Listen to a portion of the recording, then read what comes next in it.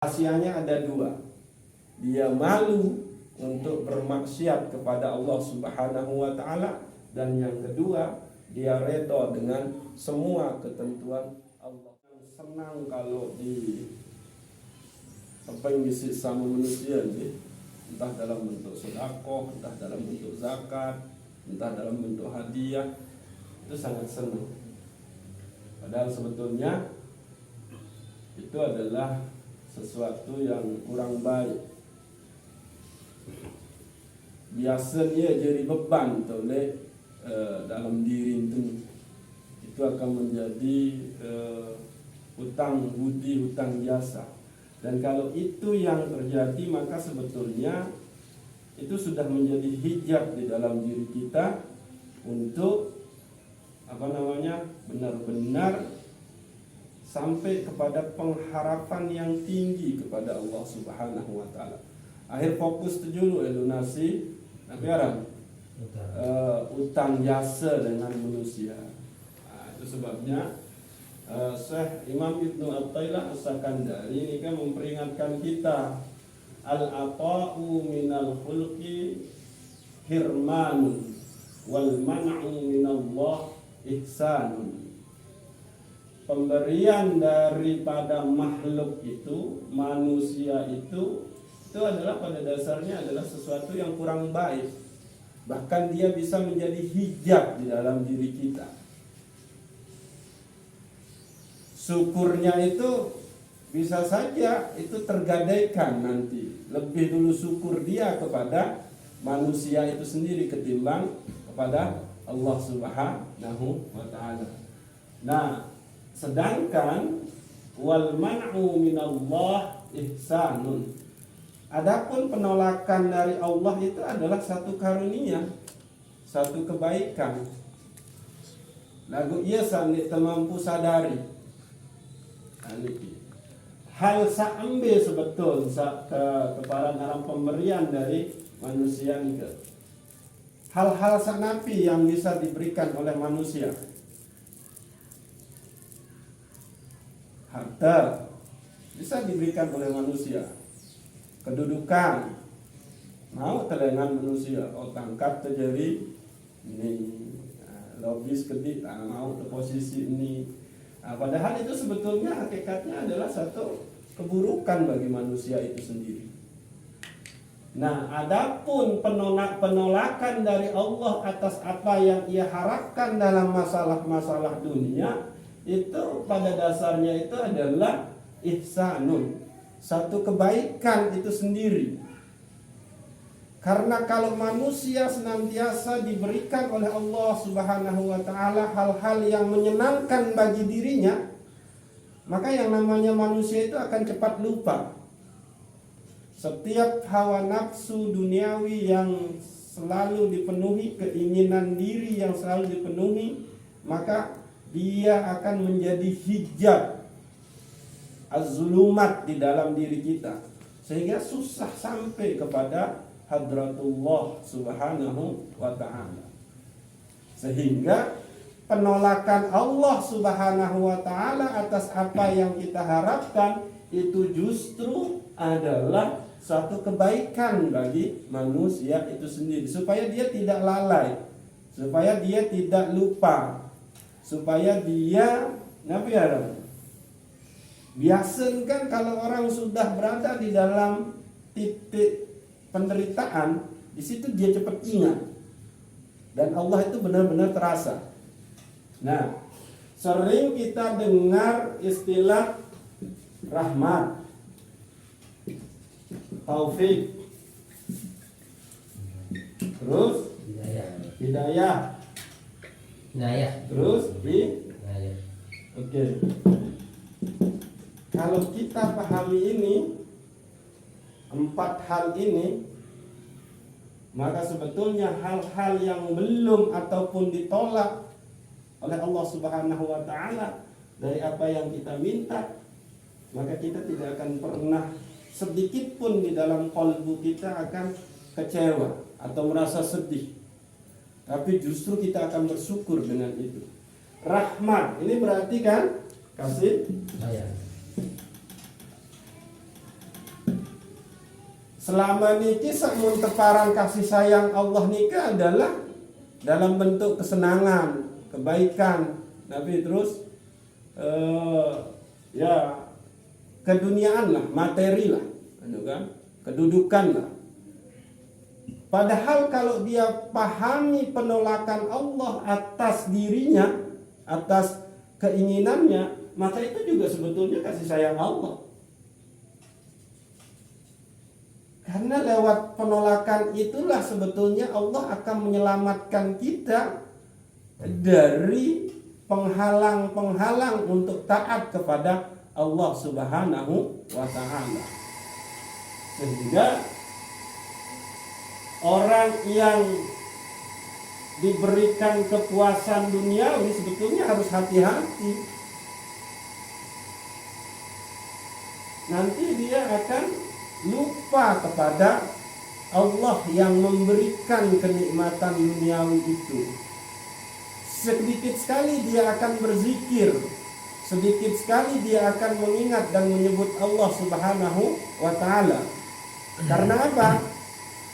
Waktu yang Allah berikan itu kebanyakan dipergunakan untuk mempertimbangkan untung rugi dari usaha yang ia jalankan.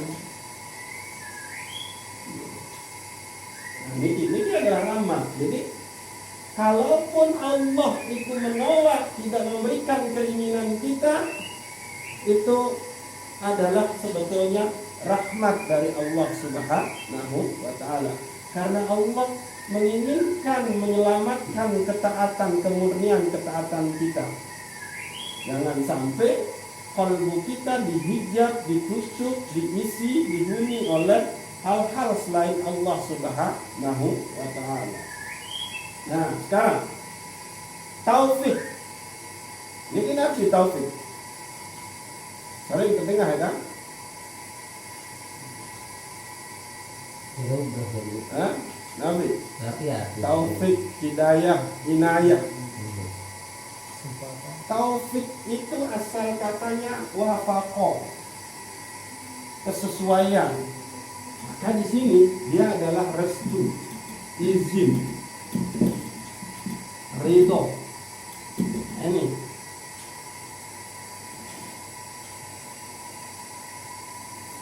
Jadi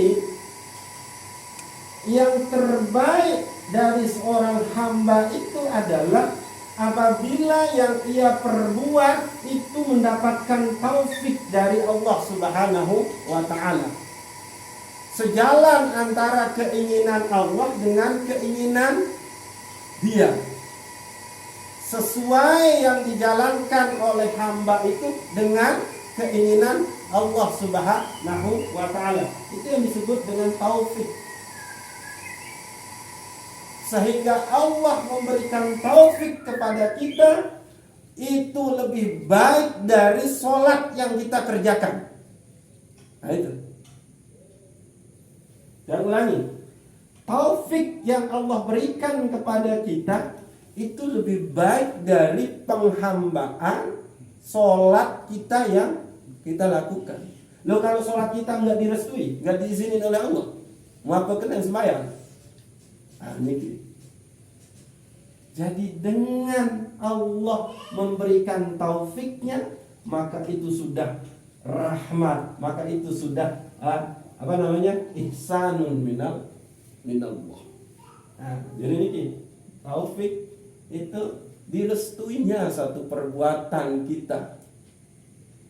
Artinya dia sejalan dengan kudrah iradahnya Allah. Kenapa dia sejalan? Secara hukum pelaksanaannya sesuai dengan syariat Allah Subhanahu wa ta'ala. Secara rohani kalbunya emang ia ikhlas melaksanakannya. Ia redo dengan apapun yang akan dihasilkan nanti, natijah yang akan didapatkan dari suatu usahanya. Nah, itu. Jadi taufik itu lebih baik daripada sholat kita. Karena taufik ini datangnya dari Allah Subhanahu wa ta'ala. Muapa jadi sembahyang, puasa, zakat, sedekah dalam mundik nara taufik dari Allah Subhanahu wa taala. Nah, hidayah. Hidayah ini Nabi petunjuk. Nah, jadi hidayah itu datangnya dari Allah dan dia akan diberikan kepada orang-orang yang memang dikehendaki oleh Allah Subhanahu wa taala. Digerakkannya kalbu kita untuk bisa mengucap Allah Subhanahu wa taala, maka itu adalah hidayah yang luar biasa.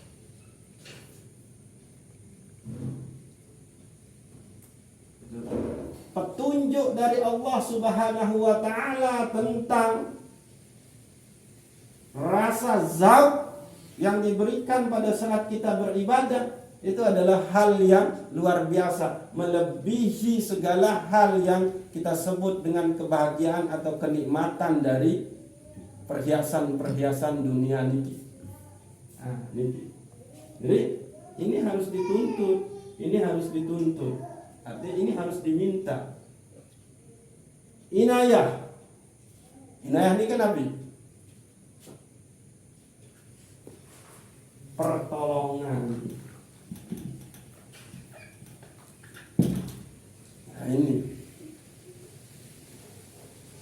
Maka setelah kita mendapatkan hidayah untuk bisa beribadah, maka kita minta tolong kepada Allah Subhanahu wa taala untuk membimbing kita, untuk menjaga kita supaya kita benar-benar tepat di dalam penghambaan kita kepada Allah Subhanahu wa taala. Jadi ini dendek mentang-mentang baik ai wudu antak nganjeng terus takbir sampai salam, terus dia tidak meminta pertolongan dari Allah untuk menjaga sholatnya.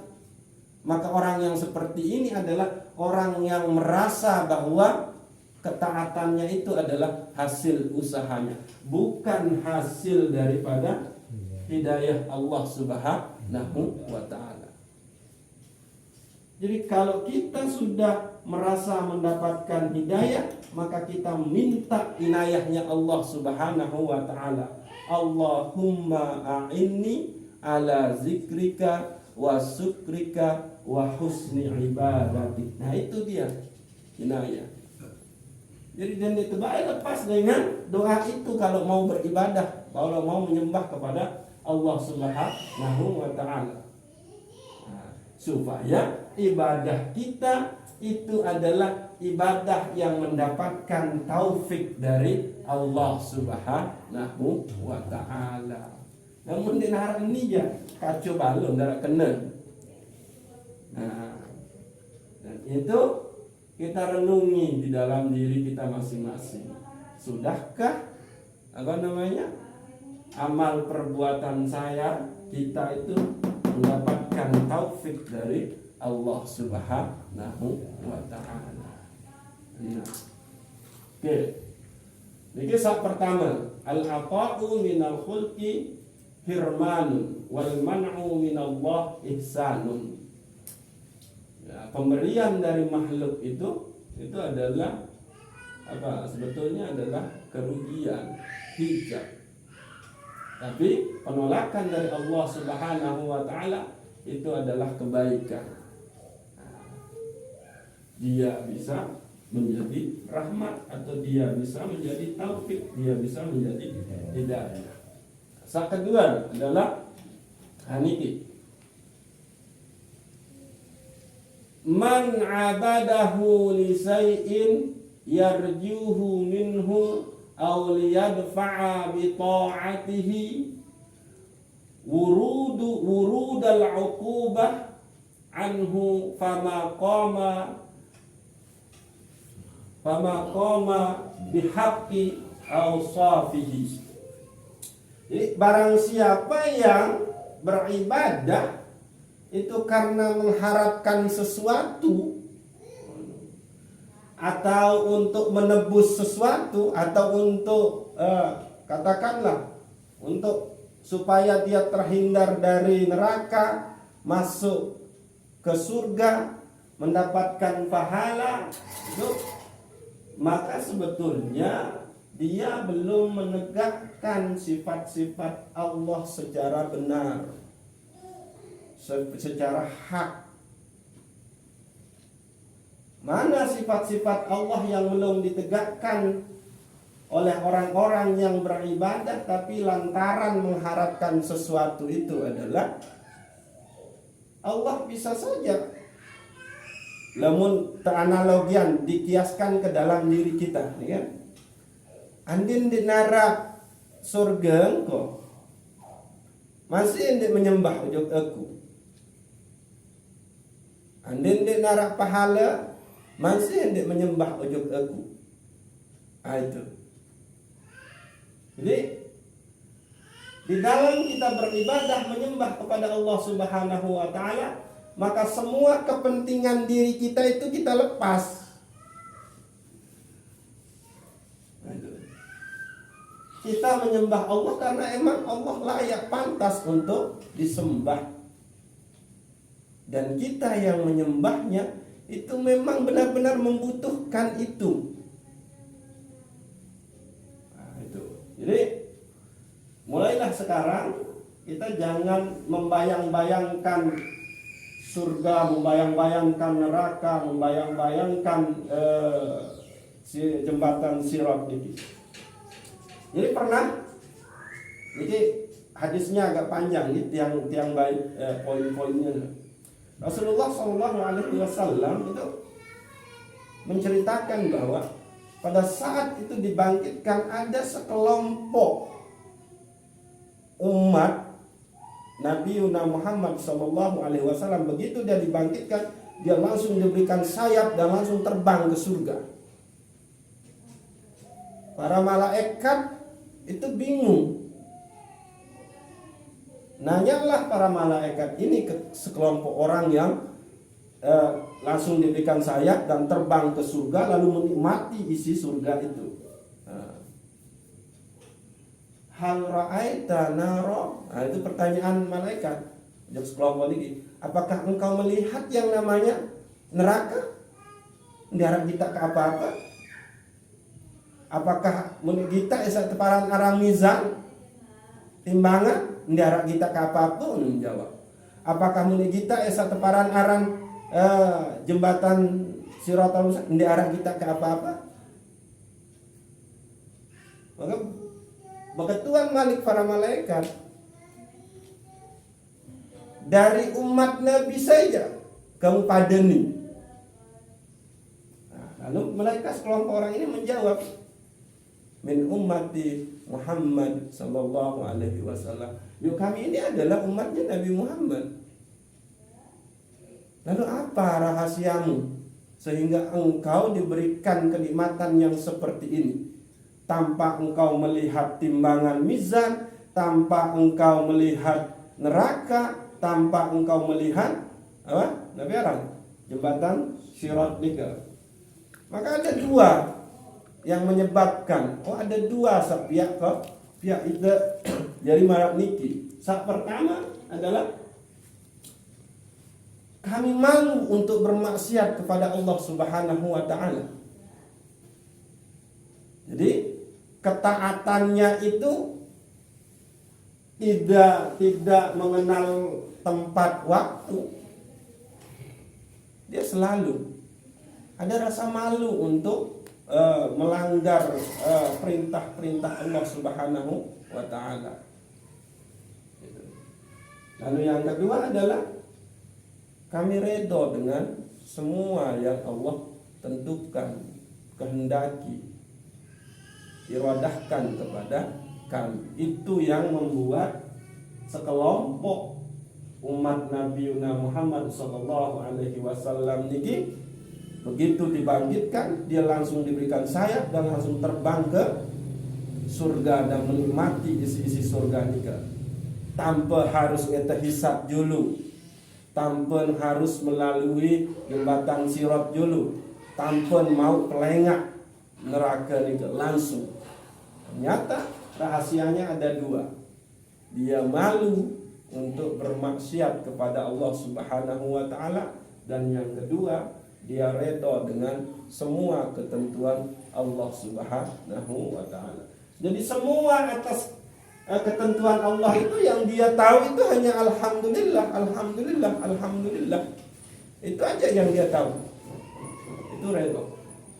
Nah, maka mulailah kita untuk mencoba melatih diri kita kalau menyembah kepada Allah Subhanahu wa taala, janganlah didasarkan atas kepentingan kita, kepentingan akan surga, ketakutan akan neraka, kepentingan dapat gelar soleh taat di hadapan manusia dengan pecu, dengan baik, buang itu semua.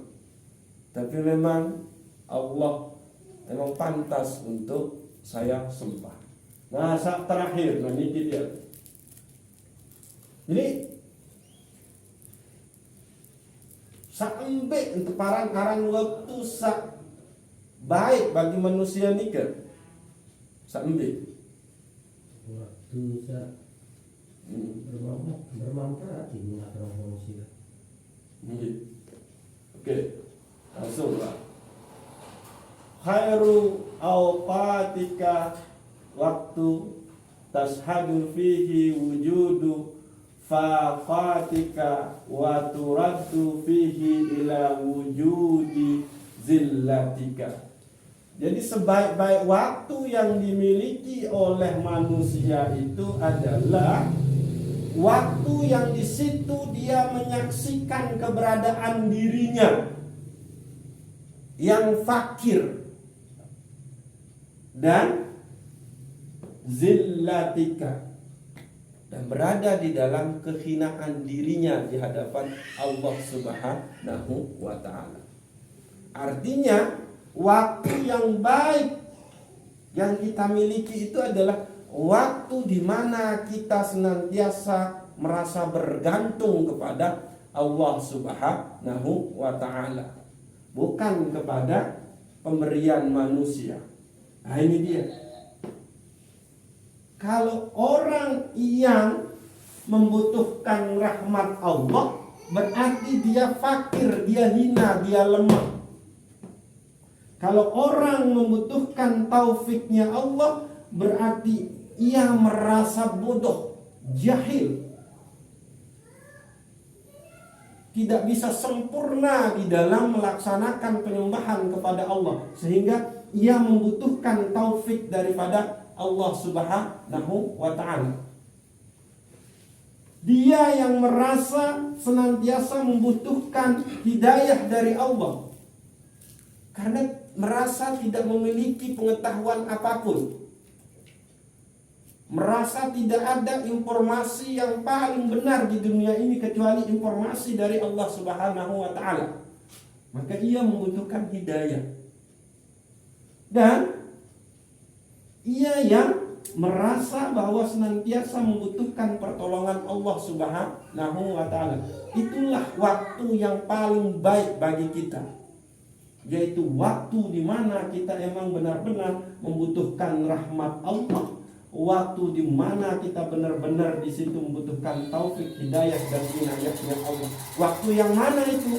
Waktu di mana kita merasa fakir, merasa hina, merasa lemah.